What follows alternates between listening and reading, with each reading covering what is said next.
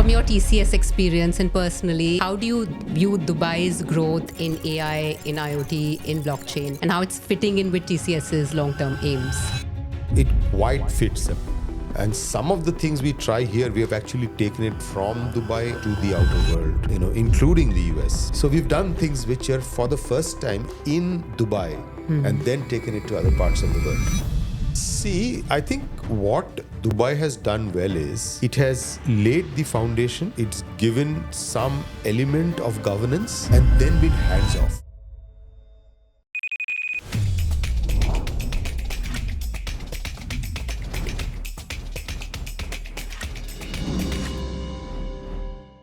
Hello, everyone, and welcome to another episode of the Live, Work, and Play in Dubai podcast, Season 2 for Economic Times. I'm Shraddha Bhandari, your moderator for the day. And today we're discussing something that's very core to Dubai's priority, digital economy and digital transformation. Now, we've had entrepreneurs on our show who've suggested cutting-edge solutions. We've had businesses who have transformed with those solutions. And we've had government regulators who basically set the stage for all of this. The person that we have today and his organization are at the intersection of all three, cutting-edge solutions to transform business and then setting the stage for world-class practices. So welcome, Mr. Sumanta Roy, head of Tata Consultancy Services for Africa, Middle East, and the Mediterranean. It's a pleasure to have you, sir. Thank you so much. The pleasure is mine. Mr. Sumanta Roy had been at the heart of digital transformation and technology with 33 years in TCS. Honestly, you're really a part of its source code now. Yeah? That's a really long time. As head of TCS in this region, he leads innovation, business transformation, and quick wins across industries, including energy and government. He's led sales in India, BPS in North America, and been a part of the IPO of TCS. 33 years, 3 decades, multiple geographies. You've really been at the heart of technological evolution. And how was it different working in India, US, and the Middle East? See, culturally, it's very, very different. And, there's a saying that culture eats strategy for breakfast, which is very, very true. Oh. Culture is very, very important in every aspect, whether personal or professional life. So that's number one. For example, if you're not doing something well, in US, the person will tell you on your face, this sucks or this is bad. Yeah. Yeah. In India, it'll be half-hearted. Somewhat similar is the Middle East, where if you're not doing well, you are told. But if you're doing well, it's kind of guarded, right? So the culture is very different, and that, spawns many other things from that aspect. Yeah. And then you also have to adapt your leadership styles. Yeah. To how this to the set of people that we are working with, colleagues, their backgrounds, all those things. Yes, of course, very important. Yeah. So culture eats strategy for breakfast, right? What were some of the pivotal career growth moves for you, and what are the aspects that have kept you engaged in futuristic tech in India, in US, and now in the Middle East? Right. I think 3-4 points that I would like to talk about, which have been pivotal moments, so to say. First, I would say when I got into the IPO part of TCS, it was the biggest IPO in TCS at that point, in India, at that point of time. And I was part of the team that was going through the IPO process. The second important piece that I would think is pivotal for me is when I got working with the energy sector in India. And that really needed a transformation, the electricity sector, utility sector.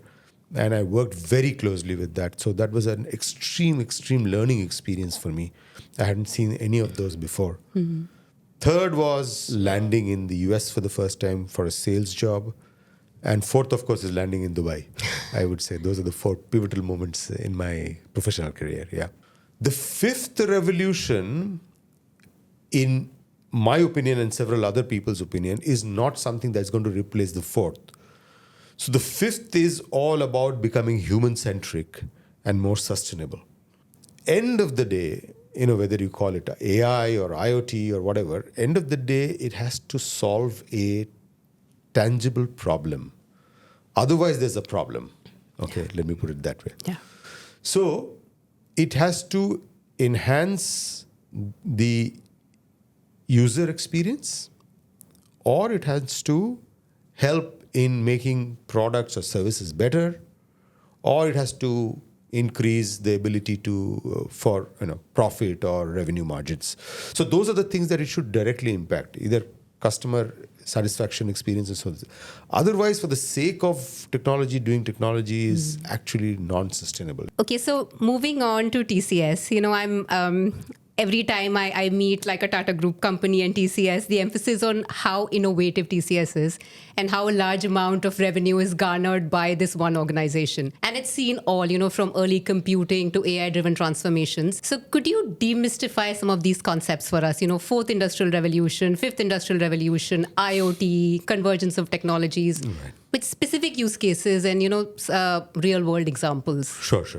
So the first industrial revolution, just turn the pages of the history book.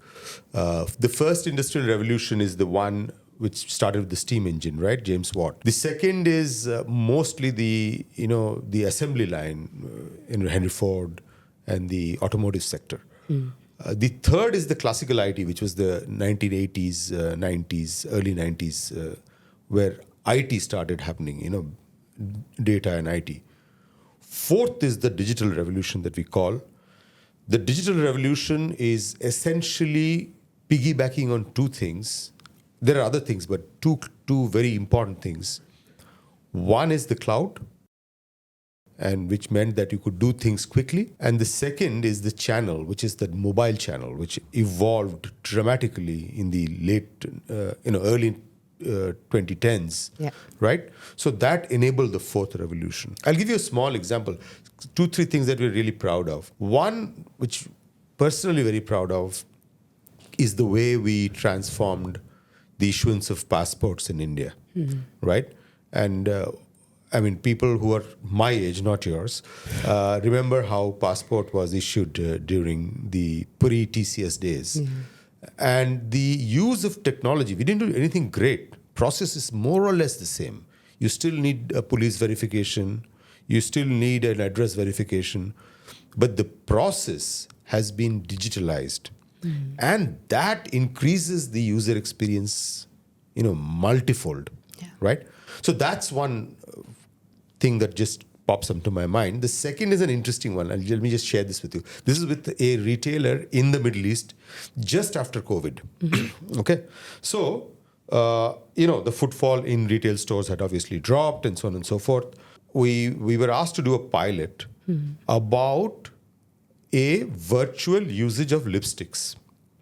So essentially, the person or the lady looks into the camera of the laptop. Her face is rendered on screen as if it's in a mirror. Then you have the shades of shades of lipsticks available. The lady picks up, applies it, and then chooses either to ignore or buy or whatever. Okay. So we did this. We did this project, and then we were testing it out, and we were testing on different skin tones, color of hair, facial features, so on and so forth.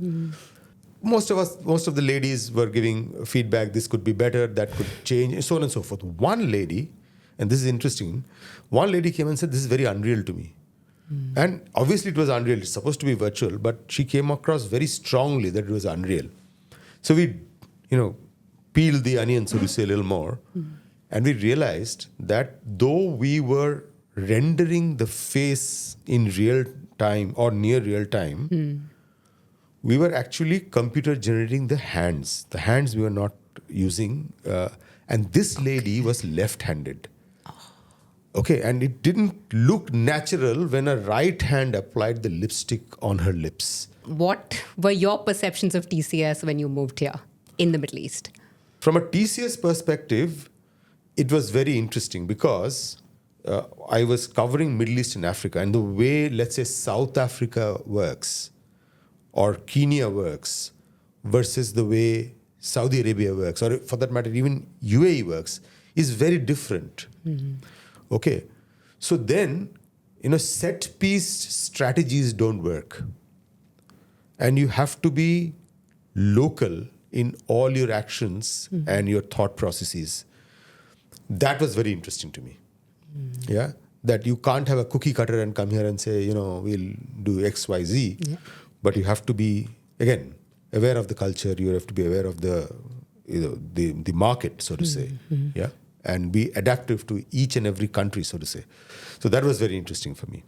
Absolutely. So Dubai has basically positioned itself as a hub for futuristic tech, the first AI minister, Absolutely. blockchain regulations, one of the first countries where, digital assets are sort of working. From your TCS experience and personally, how do you view Dubai's growth in AI, in IoT, in blockchain, and how it's fitting in with TCS's long-term aims? It quite fits. I mean, it fits really well. And some of the things we try here, we have actually taken it from Dubai to the outer world, including the US.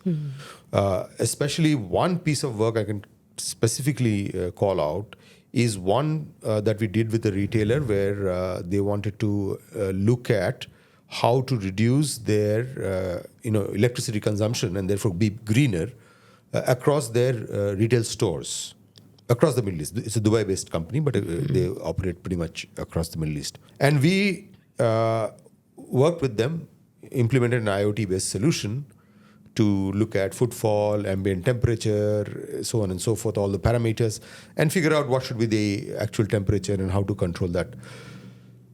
We did it first, the technology we first did it for our offices in India, and then we did it here with this retailer. And then we took it out to other parts of our geographies, And so we've done things which are for the first time in Dubai and then taken it to other parts of the world. Yeah. The second thing I really was very proud of is one piece that we did where with a government agency here, it didn't go into production, but we did the pilot, is the ability to look at computer vision and see whether the employees are fatigued or not.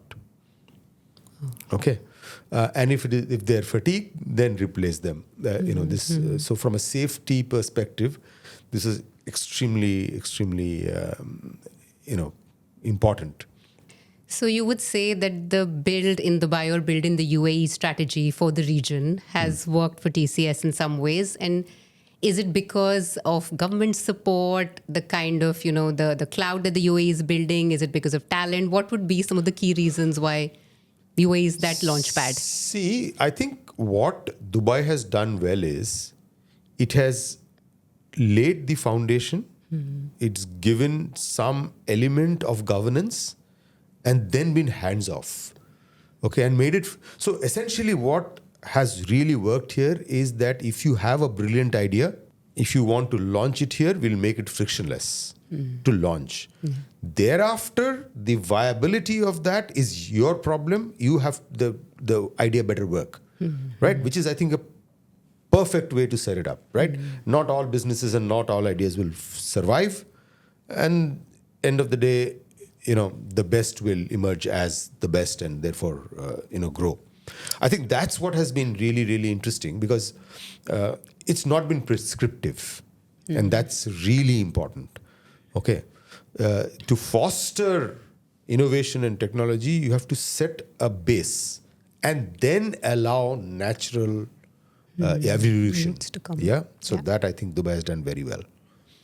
Absolutely. And also, I think a lot of synergies between India and the UAE. We keep talking about the business, tech and trade corridor.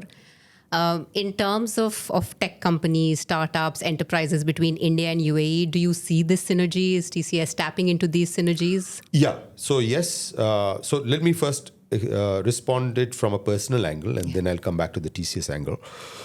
So personally, I have a lot of friends who have been fintechs in India who've opened up in Dubai, essentially from here to hop onto the rest of the world. Okay. It's sort of like a trampoline. You jump from India, land in Dubai, and then go all over the world. I love some of your references. Yeah. I'm going to use them, if I may. Yeah, sure. It's not my intellectual property. Yeah. So in fintechs, that's happened. Of recent past, in the last 2 years, I've seen a couple of ed techs coming in from India into Dubai. Okay. And the last piece is, and this I'm really hoping will take off. Lot of sustainability companies are also coming from India into Dubai. Uh, I think again the ability to enter frictionless way is the key. I have one friend, actually, almost a friend, an entrepreneur. He started in India, stopped the India business, reopened here, and is servicing Western Europe and India from Dubai. Okay. He's into machine learning work, specifically looking at infrastructure and retail.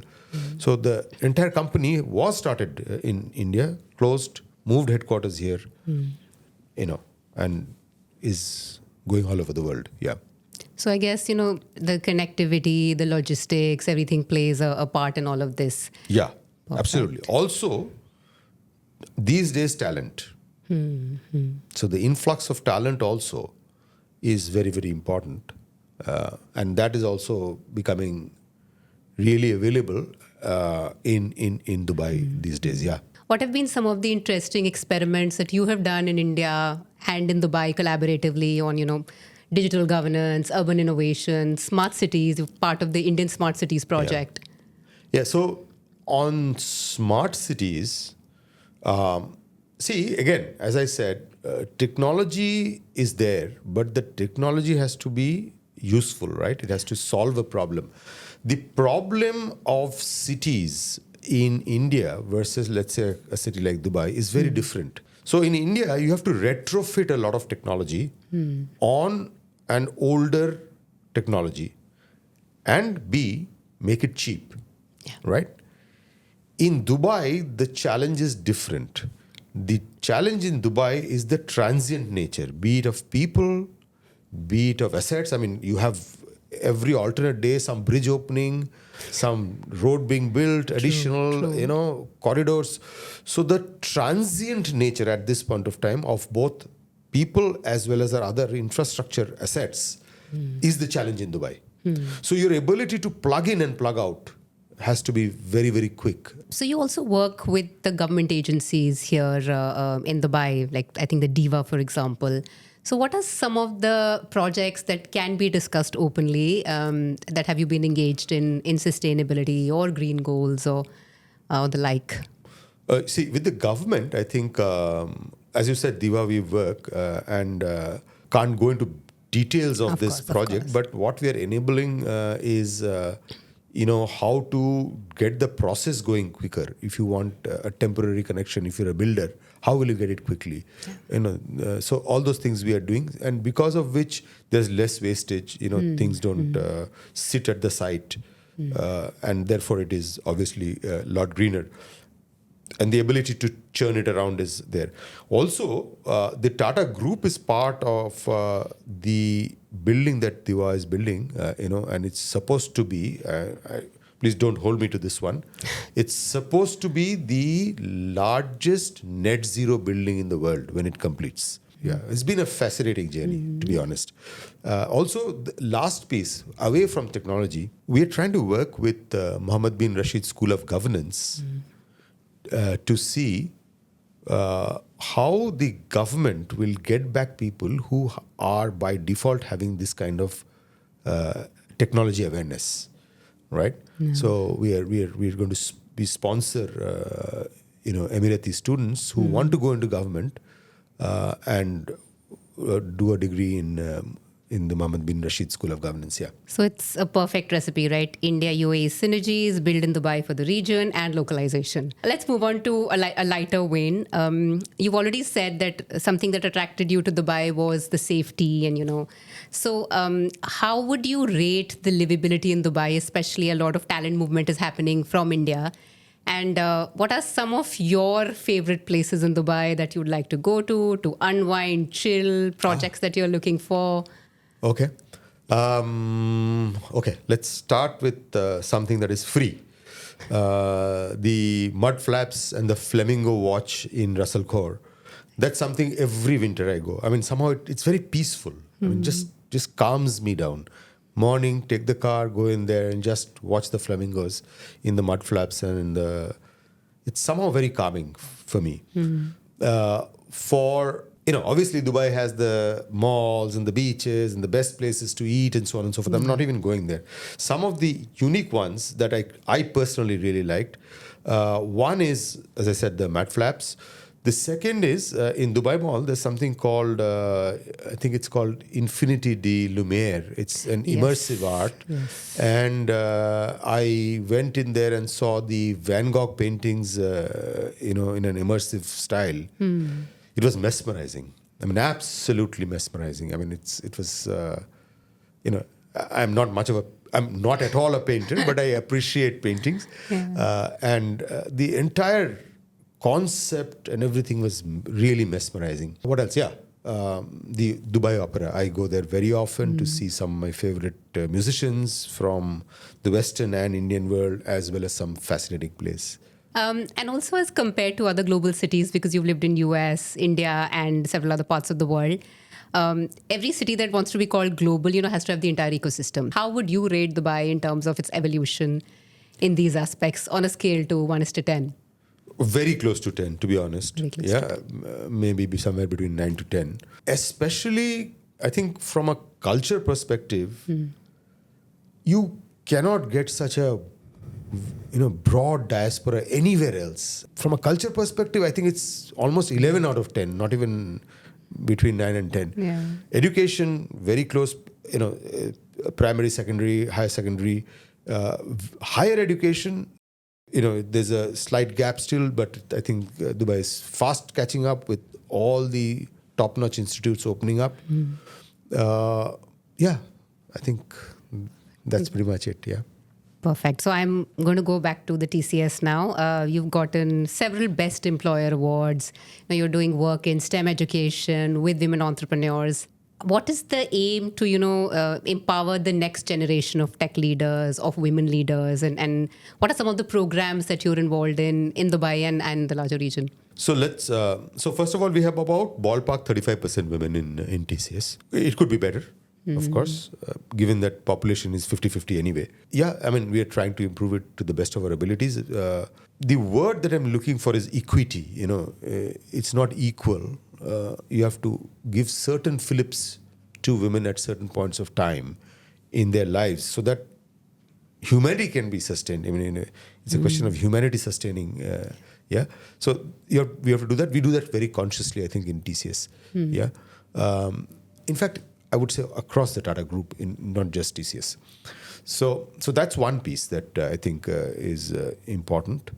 The second is consciously making an effort to bring in the talent on a diversity-based talent. See, it actually pays. I want to point this out. For example, the lipstick example that I took. If I didn't have women employees, where would I test it out? I mean, it's a very crude example, but it makes the point. Yeah. So you have to have diversity to cater to the diverse environment that is there in the marketplace. If you are going to be very straitjacketed, you cannot think differently. And then you won't be able to cater to your customers differently. Yeah. So what is the advice that you would give to, startups and companies that are coming into Dubai from India? Also, what are some of the networks, the incubators, accelerators, investor forums that they can tap? Something within the Tata Group and in larger Dubai, if you would just like to highlight it for your audience? So first of all, don't think too much. You can take the risk.